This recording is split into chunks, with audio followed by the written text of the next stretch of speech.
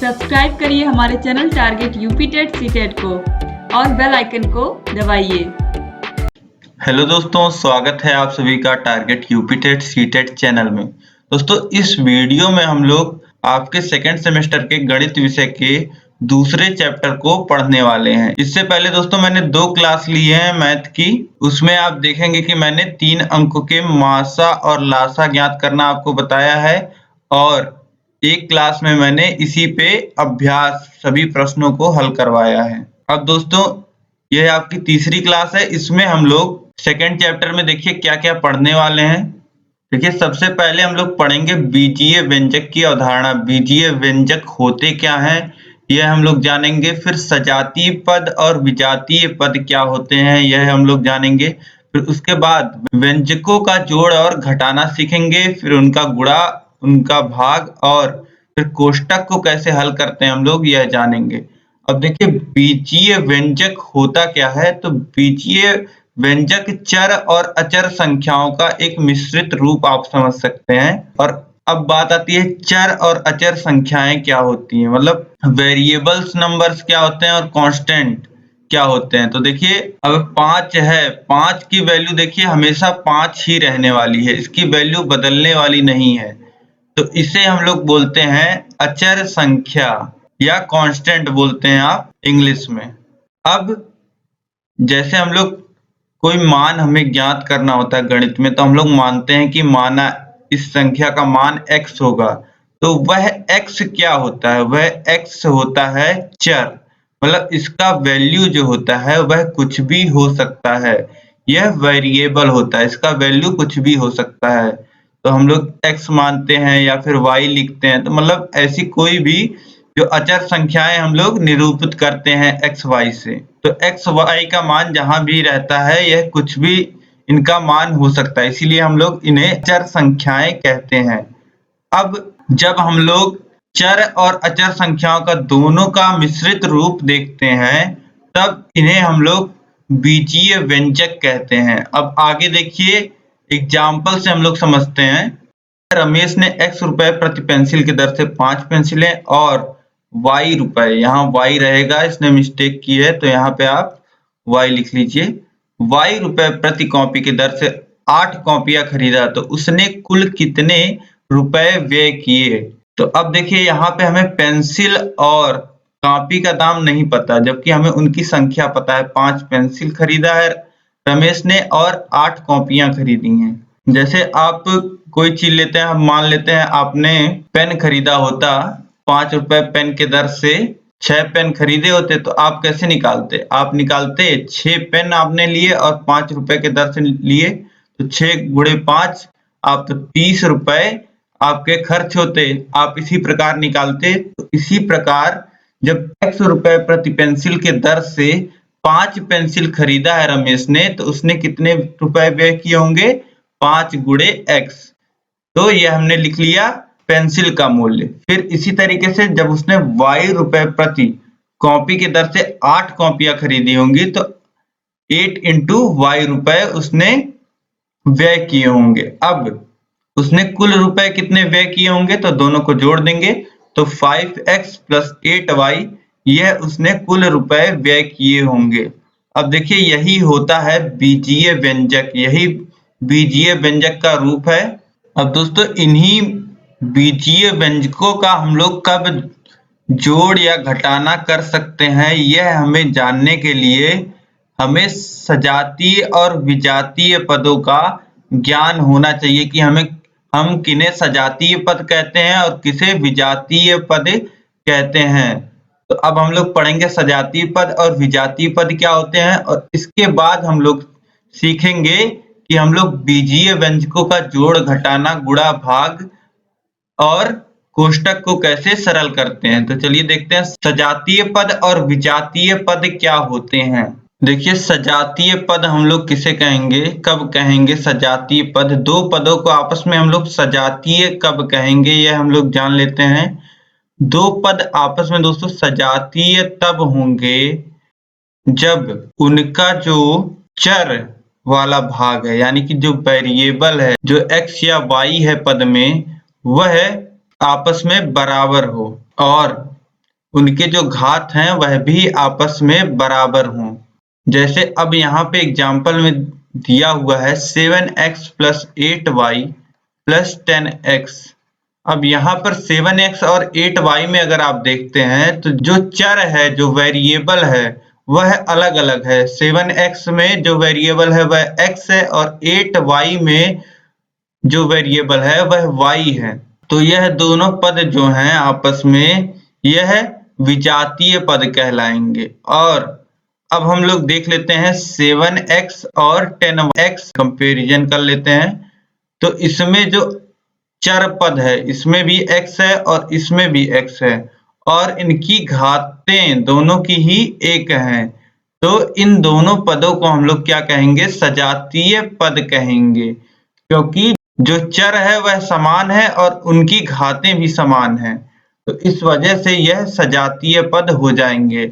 और कोई भी दो पद अगर आपस में सजातीय हैं तभी उनका जोड़ या घटाना हो सकता है। मतलब अगर दो पद विजातीय हैं तो उनका जो जोड़ घटाना होता है वह हम लोग नहीं कर सकते हैं। मतलब उन दोनों पदों को जोड़ के एक पद हम लोग नहीं बना सकते हैं। कहने का मतलब ये है कि उन दोनों पदों को हम लोग एक पद नहीं लिख सकते हैं। अब 7x + 8y को हम लोग एक पद में नहीं लिख सकते हैं, जबकि 7x + 10x को हम लोग एक पद में लिख सकते हैं जोड़ के। अगर 7x और 10x को हम लोग जोड़ें तो 17x आता है। मतलब ये जो दो अलग अलग पद हैं उनको एक पद में हम लोग निरूपित कर सकते हैं। तो आपको समझ में आ रहा होगा कि सजातीय पद क्या होते हैं और विजातीय पद क्या होते हैं।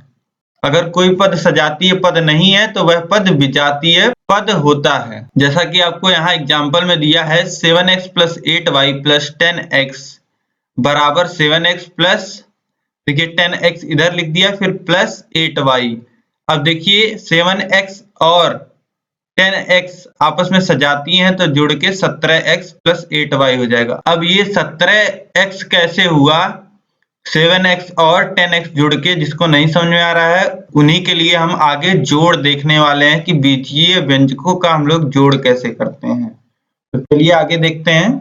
अब देखिए एग्जाम्पल में देखिए आपको किस प्रकार से जोड़ करना होता है। जैसे अब यहाँ पे दिया है 3x + 5y + z और 2xy + 7y को जोड़ना है।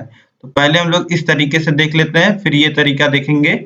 अब देखिए यहाँ पर देखिए 3x + 5y + z एक ब्रैकेट में, फिर धन दूसरे ब्रैकेट में 2xy + 7y। अब ब्रैकेट खोलेंगे तो चिन्हों पे तो कोई असर नहीं पड़ेगा क्योंकि यहाँ धन का निशान है। अब देखिए 3xy धन 2xy, यहाँ पर देखिए जो आपको सजातीय पद दिख रहे हैं उन्हें एक साथ लिख लीजिए। सजातीय पद आपको कैसे यहाँ पे पता चला? जैसे यहाँ पे देखिए 3 का जो गुणांक है यहाँ पे वह है xy और यहाँ पे 2 का जो गुणांक है वह भी है xy। मतलब जो गुणांक हैं आपस में उनकी घातें और वह आपस में बराबर हैं, तो यह सजातीय पद हैं। तो इनको पास पास में लिख लीजिए। 3xy धन 2xy धन देखिए 5y फिर धन 7y और यह z धन में z। अब आप इसे एक स्टेप में और लिख सकते हैं ताकि आपको और अच्छे से समझ में आ जाए। यहाँ पे आपको दोनों पदों में xy दिख रहा है तो xy कॉमन ले लीजिए। तो यहाँ पे क्या बचेगा 3 और यहाँ पे बचेगा +2। फिर इन दोनों पदों में आपको y दिख रहा है तो y कॉमन ले लीजिए। 5 + 7 + z। अब देखिए 3 धन 2 5 हो जाएगा और 5 का गुणा xy में होगा तो ये हो जाएगा 5xy धन 5 धन 7 होगा तो ये हो जाएगा 12। 12 का गुणा y में तो 12y और धन z। तो ये हो जाएगा हमारा उत्तर। इस प्रकार से हम लोग सजातीय पदों को जोड़ के एक पद में लिख लेते हैं और आप चाहें तो ऊपर नीचे लिख करके भी जोड़ सकते हैं। तो देखिए 3xy धन 2xy 5xy और यहाँ पे देखिए 5y धन 7y + 12y और +z। तो वही उत्तर आपको मिलेगा, चाहे इस तरीके से आप जोड़ लीजिए चाहे इस तरीके से जोड़ लीजिए। अब आपको दोनों तरीके ही समझ में आ गए होंगे। इसी प्रकार आप घटाना देख लीजिए। तो घटाने में देखिए उदाहरण दिया हुआ है 3xy plus 5y plus z में से 2xy plus 7y minus z को घटाने की क्रिया। अब देखिए घटाने में उदाहरण दिया है हमें, इसमें से यह घटाना है। तो देखिए सबसे पहले हम लोग देखिए ऊपर नीचे लिख के अगर आप घटाना चाहें तो देखिए 3xy धन 5y धन z, फिर जिसमें से घटाना है उसे ऊपर लिख लेंगे और जो घटाना है उसे नीचे। अब देखिए जब हम लोग ऋण का चिन्ह लगाएंगे तो देखिए क्या होगा, ऋण का हर जगह गुणा होता है। तो यहाँ पे धन है तो यहाँ पे ऋण हो जाएगा, फिर यहाँ पे धन है तो यहाँ पे ऋण हो जाएगा, और यहाँ पे ऋण है तो यहाँ पे धन हो जाएगा। अब 3xy में से 2xy घट जाएगा तो ये हो जाएगा xy, फिर 5y में से 7y घटेगा तो आएगा -2y, फिर z में से -z घट रहा है तो देखिए प्लस हो जाएगा तो ये हो जाएगा 2z। इसी प्रकार से आप दूसरे तरीके से भी कर सकते हैं, जिसमें से घटाना है। देखिए अब घटाना है आपको तो इस प्रकार से लिख लेते हैं 3xy plus 5y plus z एक ब्रैकेट में और ऋण 2xy plus 7y minus z दूसरे ब्रैकेट में। तो अब देखिए 3xy plus 5y plus z, अब देखिए माइनस का जो मल्टीप्लाई है वह अंदर होगा। तो यहाँ पे प्लस 2xy है तो प्लस में जब माइनस का गुणा होगा तो माइनस 2xy आ जाएगा, माइनस 2xy, और फिर माइनस का गुणा प्लस में होगा तो ये हो जाएगा माइनस 7y, और फिर माइनस का गुणा माइनस z में हो जाएगा तो ये हो जाएगा प्लस z। अब सजातीय पदों को आप लोग एक साथ लिख लीजिए। तो 3xy फिर माइनस 2xy फिर प्लस 5y माइनस 7y फिर प्लस z फिर प्लस z। तो ये हो जाएगा 3xy में से घटेगा 2xy तो ये हो जाएगा xy, फिर 5y में से माइनस 7y जाएगा तो ये हो जाएगा -2y, प्लस z में z जुड़ेगा तो ये हो जाएगा प्लस 2z। अब देखिए ये हो गया व्यंजकों का घटाना। अब हम लोग देखते हैं व्यंजकों का गुणा कैसे किया जाता है। सबसे पहले इसमें है एक पदीय व्यंजकों का गुणा। उन व्यंजकों का सबसे पहले हम गुणा देखेंगे जिनमें केवल एक पद होता है। जैसे यहाँ पे देखिए सबसे पहले यहाँ पे दिया हुआ है 3x² में 9x के पावर 4 का गुणा करना है। तो यह गुणा करके हम लोग देख लेते हैं। देखिए 3x² इंटू 9x के पावर 4। तो अब 3x² है तो 3 गुणे x इसे हम लोग लिख सकते हैं, फिर गुणा का निशान, फिर देखिए गुणे में है 9x के पावर 4 तो ये हो जाएगा 9 और गुणे में 4 बार x। तो अब देखिए 3 का गुणा 9 में होगा तो ये हो जाएगा 27, और x का गुणा देखिए 2 बार यहाँ पर है और 4 बार यहाँ पे है तो x का कुल 6 बार गुणा हो रहा है तो x के घाते हम 6 लिख देंगे तो ये हो जाएगा 27 x के पावर 6। तो इस प्रकार से एक पदों का गुणा करते हैं। जो चर है वह अगर समान मिल जाए हमें तो उनकी घातें जो होती हैं वह आपस में जुड़ जाती हैं। तो सीधे आप लिख सकते थे 9 त्रिक 27 और x के घाते 4 धन 2 यानी कि 27 x की पावर 6। इस तरीके से भी आप कर सकते थे। अब देखिए एक पदीय व्यंजक से बहुपदीय व्यंजक में किस प्रकार से हम लोग गुणा करते हैं यह देख लेते हैं। जैसे यहाँ पे एग्जाम्पल दिया हुआ है, देखिए 3x का गुणा 2y प्लस z में हो रहा है तो किस प्रकार होगा गुणा। देखिए 3x जो है यहाँ पे उसका गुणा सबसे पहले 2y में होगा, फिर उसके बाद फिर से 3x का गुणा z में होगा। तो देखिए किस प्रकार लिखेंगे 3x इंटू 2y प्लस फिर 3x का गुणा फिर से z में तो 3x इंटू z। तो अब देखिए 3 का मल्टीप्लाई 2 में होगा और x का मल्टीप्लाई y में होगा प्लस 3 x का मल्टीप्लाई z में होगा। तो अब देखिए 3 दूनी 6 और यहाँ पे x का गुणा y में, तो ये हो जाएगा xy और धन 3x का गुणा z में हो रहा है तो ये हो जाएगा 3xz। तो ये हमें उत्तर मिल जाएगा 6xy प्लस 3xz।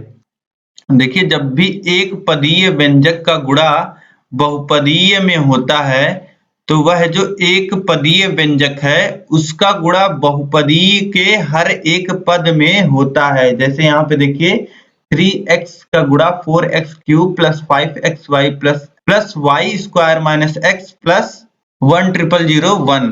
अब जब 3x का गुणा होगा तो हर एक पद में होगा इस बहुपदीय व्यंजक में। तो देखिए यहाँ पे 3x का गुणा हर एक पद में किया गया है। इस प्रकार से आप लोग एक पदीय व्यंजक का गुणा बहुपदीय व्यंजक में कर सकते हैं। अब इसके बाद है बहुपदीय व्यंजकों का गुणा, मतलब दोनों पद अगर बहुपदीय हों तब आप किस प्रकार से गुणा करते हैं। देखिए यहाँ पे एग्जाम्पल दिया हुआ है 2x plus 3y into 3x minus 2y। तो अब देखिए यहाँ पे गुणा किस प्रकार होगा।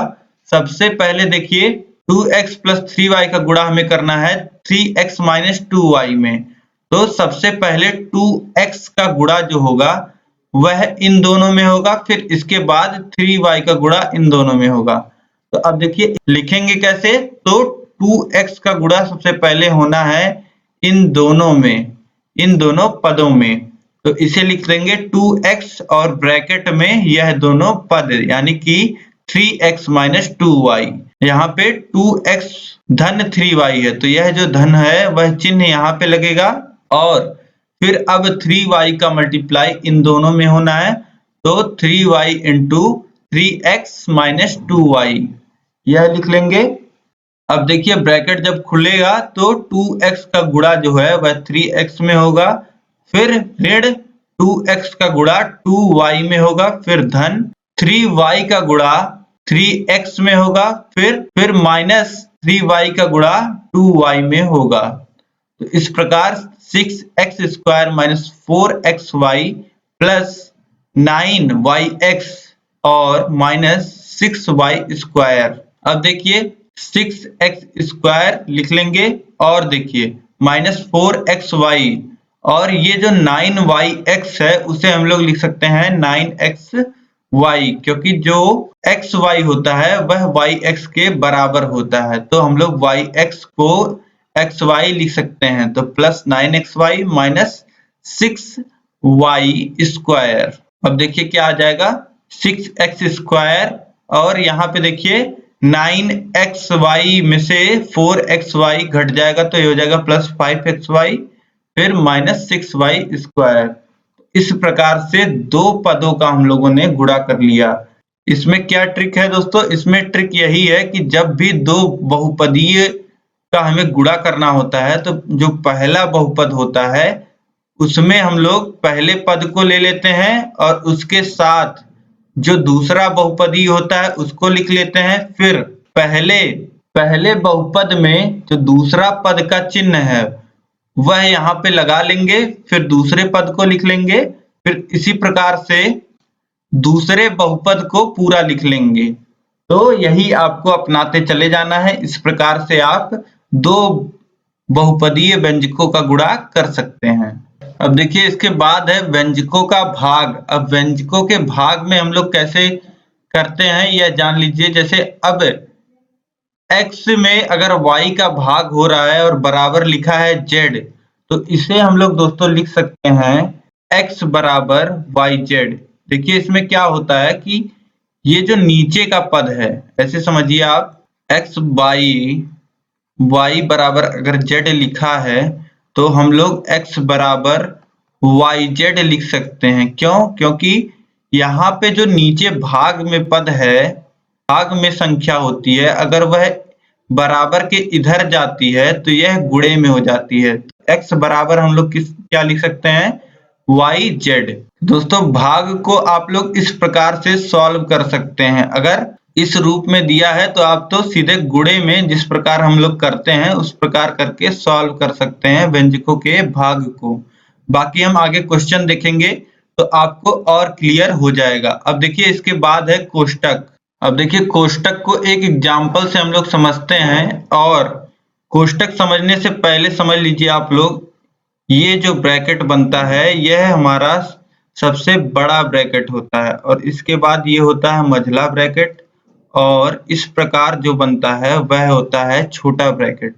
तो जब भी हम लोग क्वेश्चन सॉल्व करते हैं तो सबसे पहले छोटे ब्रैकेट को, फिर मझले ब्रैकेट को, फिर उसके बाद बड़े ब्रैकेट को हम लोग सॉल्व करते हैं। तो यहाँ पे जो एग्जाम्पल दिया हुआ है उसे देखिए सॉल्व कर लेते हैं हम लोग।